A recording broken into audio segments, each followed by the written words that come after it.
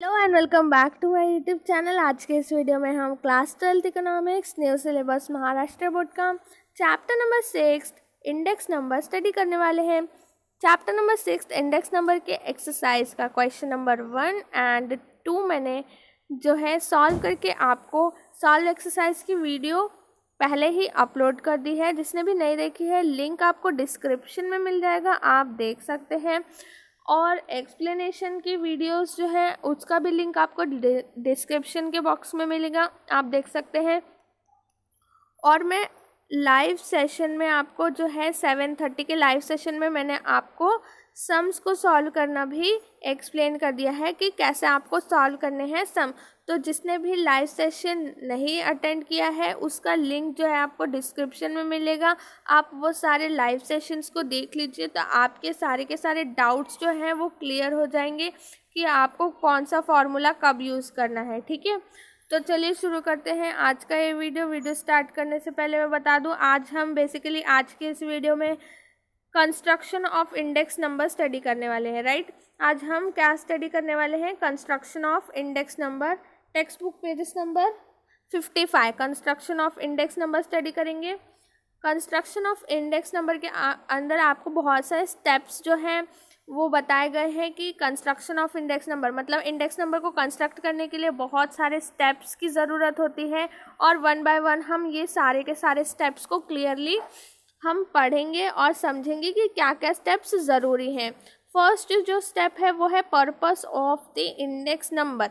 Purpose बहुत ही ज़्यादा ज़रूरी है जब हम इंडेक्स नंबर को जो है फॉर्म करते हैं। ठीक है, इंडेक्स नंबर के लिए क्या ज़रूरी है? पर्पस। आपका पर्पस क्या है?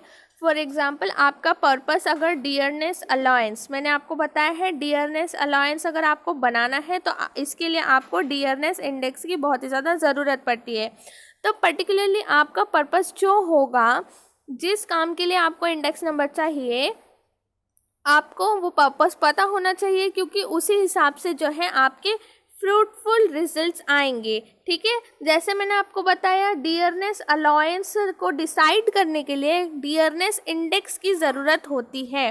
डियरनेस अलाउंस किसको मिलते हैं? गवर्नमेंट एम्प्लॉयज़ को मिलते हैं और जो पेंशन्स जो इनको आती है पेंशन्स उनको मिलते हैं डियरनेस अलाउंस, और ये गवर्नमेंट देती है to mitigate the impact of inflation. अब ये जो डियरनेस इंडेक्स होती है ये बताती है कि जो है प्राइसेस में कितना चेंज आ रहा है, उस हिसाब से इनका डियरनेस अलाउंस का प्राइस सेटअप किया जाता है। तो मैंने आपको बताया कि पर्पस बहुत ही ज़्यादा ज़रूरी है इंडेक्स नंबर के लिए। The purpose of constructing index number, its scope as well as which variable is intended to be measured should be clearly decided to achieve fruitful result. For example मुझे जिस भी variable का क्या करना है, index number find out करना है, मुझे वो पर्पस पता होना चाहिए कि मैं किस लिए इंडेक्स नंबर बना रही हूँ। ठीक है, मैं इंडेक्स नंबर क्यों फाइंड आउट करना चाहती हूँ और मेरा जो वेरिएबल होगा वो कौन सा वेरिएबल होगा ये भी मुझे पता होना चाहिए।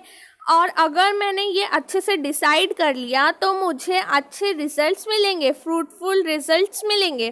तो बेसिकली फर्स्ट पॉइंट क्या है? आपका पर्पस जो है इंडेक्स नंबर बनाने का क्या है, आपको वो अच्छे से डिसाइड करना है और उसी हिसाब से वेरिएबल को चूज करके आपको जो है वेरिएबल को मेजर करना है अंडर द इंडेक्स नंबर। ये स्टेप 1 है पर्पस ऑफ इंडेक्स नंबर कि आपका पर्पस एकदम क्लियरली डिफाइंड होना चाहिए जिससे कि आपको फ्रूटफुल रिजल्ट्स मिलेंगे। नेक्स्ट पॉइंट है बेस ईयर। नेक्स्ट पॉइंट क्या है? हमारा selection of the base year. Second point है हमारा selection of the base year. Base year क्या होता है? मैंने आपको बताया है बेस ईयर को हमेशा डिनोट करते हैं 0 के साथ में, और जो हमारा बेस ईयर होता है उसके साथ में हम करंट ईयर के जो प्राइसेस हैं, फॉर एग्जांपल के लिए मैं आपको बता रही हूँ, अगर हम प्राइस इंडेक्स नंबर बना रहे हैं, हम क्या बना रहे हैं? अगर हम प्राइस इंडेक्स नंबर बना रहे हैं तो हमें प्राइस को मेजर करना पड़ेगा। ठीक है, हमें क्या मेजर करना पड़ेगा? हमें प्राइस मेजर करना पड़ेगा।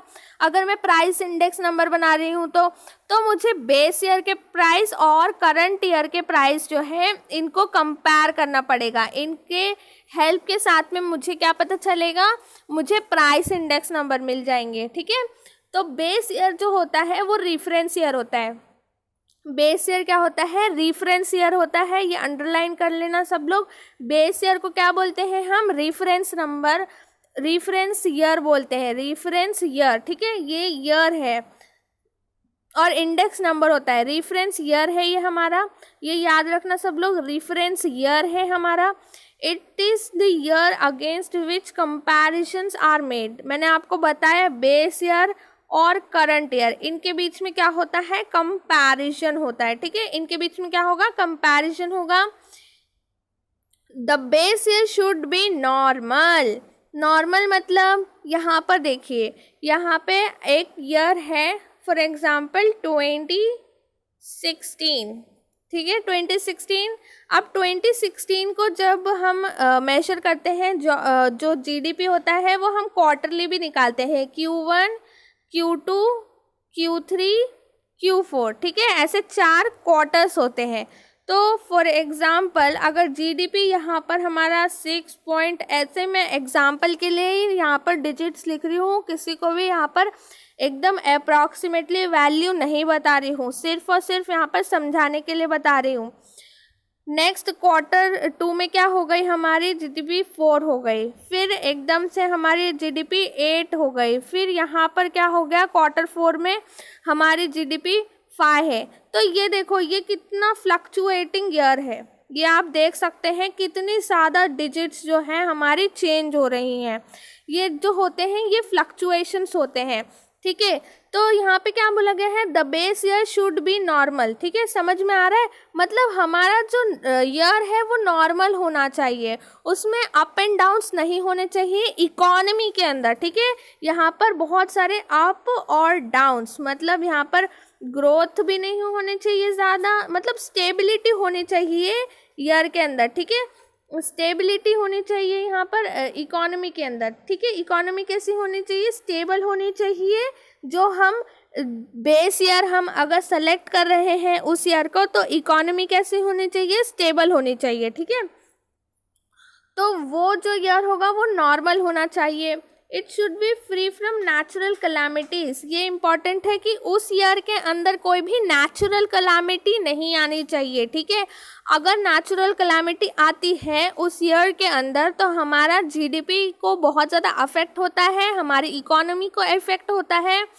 फॉर एग्ज़ाम्पल 2020, ये जो कोरोना वायरस का जो ईयर है, ठीक है, इसे हम नेचुरल कैलामिटी नहीं, यहाँ पर जो भी सिचुएशन है इकोनॉमी के अंदर, हमारी इकोनॉमी कैसी हो रही है, हमारी इकोनॉमी डाउन हो रही है। ठीक है, ये बहुत ही ज़्यादा डाउन हो रही है इस स्टेज में। तो 2020 जो ईयर है ये कभी भी नहीं ले सकते हैं हम बेस ईयर के हिसाब में। ठीक है, ये याद रखना, 2020 को हम नहीं मेजर करेंगे बेस ईयर, क्योंकि यहाँ पर देखो इकोनॉमी के अंदर कितनी ज़्यादा जो है ड्रास्टिक चेंज आ रहे हैं, इकोनॉमी स्लो डाउन हो रही है, ये याद रखना। ठीक है, यहाँ पर स्लो डाउन हो रहा है इकोनॉमी का, इसलिए क्या होगा, बेस ईयर जो होता है वो हमेशा एकदम बहुत ज़्यादा, आप खुद ही सोचते हैं कि ये ईयर मेरा बहुत ज़्यादा अच्छा गया। ठीक है, जैसा अच्छा वाला ईयर होता है ना, स्टेबल ईयर होता है, ऐसे ही हम सेलेक्ट करते हैं बेस ईयर को, जहाँ पर कोई भी नेचुरल कैलामिटी नहीं आनी चाहिए। ठीक है, वहाँ पर अर्थक्वेक नहीं होने चाहिए ज़्यादा, मतलब जो डिज़ास्टर होते हैं बहुत ज़्यादा, वो कुछ भी नहीं होना चाहिए। बेस ईयर कैसा होना चाहिए, इकोनॉमी कैसी होनी चाहिए, उस ईयर की स्टेबल होनी चाहिए। ठीक है, स्टेबल होनी चाहिए, मतलब जो Q1, Q2, Q3 मैंने बताया वो स्टेबल होने चाहिए, उसमें ड्रास्टिक चेंज नहीं आना चाहिए, ये याद रखना। इसलिए हमेशा बेस ईयर का सिलेक्शन बहुत ज़्यादा इम्पॉर्टेंट होता है जब हम इंडेक्स नंबर बनाते हैं। इंडेक्स नंबर बनाने के लिए बेस ईयर का जो है फाइंड आउट करना बहुत ज़्यादा इम्पॉर्टेंट है। नेक्स्ट पॉइंट है selection of the item. Selection of the item भी बहुत ज़्यादा इम्पॉर्टेंट है जब हम इंडेक्स नंबर को कंस्ट्रक्ट करेंगे। ठीक है, हम क्या पढ़ रहे हैं, कंस्ट्रक्टिंग ऑफ इंडेक्स नंबर। जब हम कंस्ट्रक्ट करेंगे इंडेक्स नंबर तो यहाँ पर बहुत सारे स्टेप्स होते हैं। तो स्टेप नंबर 3 है selection of the items. Items मतलब जो भी वेरिएबल्स हैं, सैम्पल्स हैं, उनको कैसे सिलेक्शन करना है ये बताया गया है। It is necessary to select a sample of the number of the item to be included in the construction of a particular index.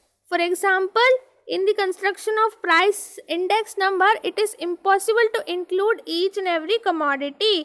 ये याद रखो, it is impossible, ये अंडरलाइन कर लेना, it is impossible to include each and every commodity. देखो अगर मैं किसी भी जो है प्रोडक्ट का बना रही हूँ इंडेक्स नंबर, तो ऐसा नहीं है, मैं अगर फॉर एग्जांपल एक कॉफ़ी का जो है मैंने प्रोडक्ट यहाँ पर लिया, ठीक है, कॉफ़ी ले लिया, ये सिर्फ समझाने के लिए है, ठीक है, सिर्फ और सिर्फ मैं समझाने के लिए, एग्जाम्पल बहुत ही ज़्यादा जो है डिफ़िकल्ट एग्जाम्पल लेने से अच्छा मैं बहुत ज़्यादा सिंपल एग्जाम्पल दे रही हूँ, ठीक है। यहाँ बहुत ज़्यादा वेरिएबल्स नहीं ले सकते हैं हम, it is impossible to include each and every commodity, तो हम ऐसे कमोडिटीज़ को नहीं ले सकते, सारी की सारी कमोडिटीज़ को हम यहाँ पर मेजर नहीं कर सकते।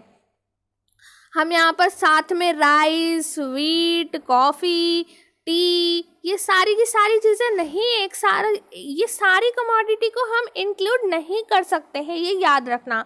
It is impossible to include each and every commodity, impossible है कि हम हर एक कमोडिटी को इंक्लूड नहीं कर सकते इंडेक्स नंबर के अंदर। The commodities to be selected should be represent the taste, habits and customs of the people. हमें क्या ध्यान में रखना पड़ेगा, टेस्ट, हैबिट और कस्टम ऑफ द पीपल, ये सारी की सारी चीज़ों को ध्यान में रखते हुए हमें एक आइटम को सिलेक्ट करना पड़ेगा। हमें एक क्वांटिटी ऑफ द कमोडिटी, किस कमोडिटी की क्वांटिटी को मेजर करना है वो हमें सेलेक्ट करना पड़ेगा on the basis of taste, habit, custom of the people. Beside this only standardized or graded items should be included to give better results. अब ये जो standardized और graded है ये हाईलाइट किया है, और इसी के जो मीनिंग है वो मैं आपको बताती हूँ। इसकी मीनिंग है standardized और graded, ओके। तो यहाँ पे अगर टेक्स्ट बुक के पेजेस नंबर आप टेक्स्ट बुक के पीछे बहुत सारी समरी के अंदर आपको पॉइंट्स दिए हैं, ठीक है, बहुत सारी डेफिनेशंस दी हैं, आप देख सकते हैं। Pages number 102 standardized item, it means product of the same type having the same basic feature. Same basic features होने चाहिए उस कमोडिटी के अंदर, ये याद रखना, क्या होना चाहिए, सेम बेसिक फीचर होने चाहिए, और तभी हमें उस कमोडिटी का सिलेक्शन करना है, ठीक है। तो इससे क्या होगा, हमें बेटर रिजल्ट्स मिलेंगे। हमें इंडेक्स नंबर जो है अगर अच्छे रिजल्ट्स के साथ चाहिए तो हमें जो है सिलेक्शन अच्छे आइटम का करना पड़ेगा जिसके सेम फीचर्स होंगे। नेक्स्ट यहाँ पर selection of price quotation. Prices of the selected commodity may vary from place to place and shop to shop in the same market. ये सभी को पता है कि जो प्राइस होते हैं, ठीक है, वो फ्लक्चुएट करते हैं एक शॉप से दूसरे शॉप पर, प्लेस वाइज भी अफेक्ट करते हैं, तो ये बहुत ज़्यादा अफेक्ट करता है। फॉर एग्ज़ाम्पल जब हम फैशन स्ट्रीट डालते हैं तो वहाँ पे जो प्राइस ऑफ द कमोडिटी होते हैं जीन्स के वगैरह के वो अलग होते हैं, ठीक है। यहाँ पे आपको 450, 600, 300 ये प्राइसेस मिलेंगे जीन्स के, ठीक है। वाइल अगर आप एक अच्छी शॉप में जाते हैं जो बहुत ही ज़्यादा अच्छी दिख रही है और वो बहुत ज़्यादा मतलब अट्रैक्टिव है और ब्रांडेड शॉप के अंदर जाते हैं तो वहाँ पर जीन्स के रेट स्टार्ट होते हैं 1200 रुपीज़ के साथ में, ठीक है। तो ये जो है प्राइसेस ऑफ द जीन्स मैंने आपको बताया कैसे वैरी कर रही है shop to shop. Fashion street पे अलग था, और जब हम एक अच्छी दुकान में गए घाटकोपर की और या फिर अंधेरी की, तो वहाँ पे जो शॉप के प्राइसेस होंगे जीन्स के, ब्रांडेड जीन्स के, वो अलग होंगे। तो ये अलग अलग प्लेस पे अलग अलग शॉप के जो मार्केट प्राइसेस हैं वो अलग अलग हो सकती हैं, ठीक है। नेक्स्ट यहाँ पर बताया है, इसीलिए हमें क्या करना है, एक अनबायस्ड एजेंसी होती है जो प्राइसेस बताती हैं और वो अनबायस्ड होती हैं, मतलब किसी भी प्रोडक्ट के प्राइस को ज़्यादा कम करके नहीं बताती हैं, वो एकदम जो है पर्टिकुलर बहुत ही ज़्यादा सटीक प्राइसेस बताती हैं, ठीक है। Therefore, it is desirable that the prices quotation should be obtained from unbiased price reporting agency. ठीक है, अनबायस्ड प्राइस रिपोर्टिंग एजेंसी से ही हमें जो है प्राइसेस को लेना चाहिए. ठीक है, ये बहुत ज़्यादा इंपॉर्टेंट है. Proper selection of the representative places in the persons is required. ठीक है, आपको प्रॉपर प्लेस भी जो है मेजर ये करना पड़ेगा. फॉर एग्जांपल दिल्ली और मुंबई, इनके जो प्राइसेस होते हैं कमोडिटीज़ के वो वेरी करते हैं. तो ऐसा जो है यहाँ पर हमें पर्टिकुलर प्लेस भी स्टडी करना पड़ेगा और यहाँ पर जो है अनबायस्ड प्राइस एजेंसी से हमें जो है प्राइसेस कोटेशन जो होते हैं उन्हें रिफ़र करना पड़ेगा. नेक्स्ट यहाँ पर पॉइंट नंबर 5 है choice of suitable average. Construction of index number requires choices of a suitable average. Generally, arithmetic mean is used in the construction of index number because it is simple to compute compared to other averages. तो यहाँ पे आपको बताया है कि जो arithmetic mean है ये मेथड बहुत ही ज़्यादा सिंपल है, तो इसीलिए क्या किया जाता है, इसलिए हम अर्थमेटिक मीन और ये जो है कंस्ट्रक्ट करने के लिए इंडेक्स नंबर को हम सूटेबल एवरेज हमें चाहिए होता है, तो हम अर्थमेटिक मीन को ज़्यादा से ज़्यादा यूज़ करते हैं जब हम इंडेक्स नंबर को कंस्ट्रक्ट कर रहे हैं. जब हम इंडेक्स नंबर को कंस्ट्रक्ट कर रहे हैं तो हमें अर्थमेटिक मीन का यूज़ ज़्यादा से ज़्यादा करना चाहिए क्योंकि ये बहुत ही ज़्यादा सिंपल मेथड है और इससे हम अच्छे से कंप्यूट कर सकते हैं. नेक्स्ट वन है assigning proper weights. Weights refers to relative importance of the different item in the construction of an index number. Weight refers to relative importance of the different item in the construction of index number. Weights are of two types. First one देखिए quantity weight Q, ये याद रखो quantity weight Q. ठीक है, quantity weight Q and value weight P into Q, ये याद रखो. सिर्फ क्वांटिटी बोलेंगे तो हम यहाँ पर Q, और अगर वैल्यू वेट बताया है तो वैल्यू वेट किससे रिप्रेजेंट करेंगे, P इंटू Q. मतलब प्राइस भी इसमें आ रहा है और क्वांटिटी भी, प्राइस एंड क्वांटिटी. ठीक है, प्राइस एंड क्वांटिटी ये दोनों भी साथ में आ रहे हैं, मल्टीप्लाई कर रहे हैं, तो ये क्या आएगा, ये वैल्यू वेट है और यहाँ पर सिर्फ quantity weights Q. Since all the items are not of equal important by assigning specific weight better result can be achieved. यहाँ पे बताया है कि यहाँ पे सभी आइटम्स को इक्वल इम्पॉर्टेंस नहीं दिया गया है, लेकिन हम क्या करेंगे यहाँ पर असाइन करेंगे, मतलब देंगे सबको स्पेसिफिक वेट्स देंगे, हम खुद से असाइन करेंगे जिससे कि हमें बेटर रिजल्ट्स मिल सकता है. नेक्स्ट यहाँ पर selection of appropriate formulas. Various formulas are devised for the construction of index number. Choices of suitable formula depend upon the purpose of index number and availability of data. ये बहुत ही ज़्यादा simple point है. मतलब अगर हमें construction करना है index number का, तो मैंने आपको लाइव सेशन में बहुत सारे अलग अलग टाइप के फार्मूलाज बताए हैं. फॉर एग्जांपल जब हमें प्राइस इंडेक्स नंबर बताना है, ठीक है, प्राइस इंडेक्स नंबर, तो हमें क्या करना पड़ेगा, प्राइस इंडेक्स नंबर का फॉर्मूला अगर हमें जो है यूज़ करना पड़ेगा. अगर हमें price index number find out करना है तो प्राइस इंडेक्स नंबर का फॉर्मूला यूज़ करना पड़ेगा. और अगर हमें क्वांटिटी इंडेक्स नंबर चाहिए है तो इसका जो है फॉर्मूला हमें बताया है, क्वांटिटी इंडेक्स नंबर का फॉर्मूला यूज़ करना पड़ेगा. तो मतलब बेसिकली क्या है, अगर आपको जो भी इंडेक्स नंबर बनाना है, ठीक है, आपको कोई भी इंडेक्स नंबर को कंस्ट्रक्ट करना है, तो आपकी चॉइस के हिसाब से आपको क्या करना पड़ेगा, उस पर्टिकुलर फार्मूला को, जो वो सूटेबल फार्मूला होगा उस पर्टिकुलर कंस्ट्रक्ट करने के लिए इंडेक्स नंबर को, जो भी आप इंडेक्स नंबर बनाना चाहते हैं, तो उसके हिसाब से आपको क्या करना पड़ेगा, फॉर्मूला जो है चूज़ करना पड़ेगा, सेलेक्ट करना पड़ेगा. So selection of the appropriate formula is very very important. और यहाँ पर हमारे 7 स्टेप्स जो हैं कंप्लीट हो गए हैं कंस्ट्रक्शन ऑफ इंडेक्स नंबर के. मिलते हैं हम अपने नेक्स्ट वीडियो के अंदर. Thank you for watching.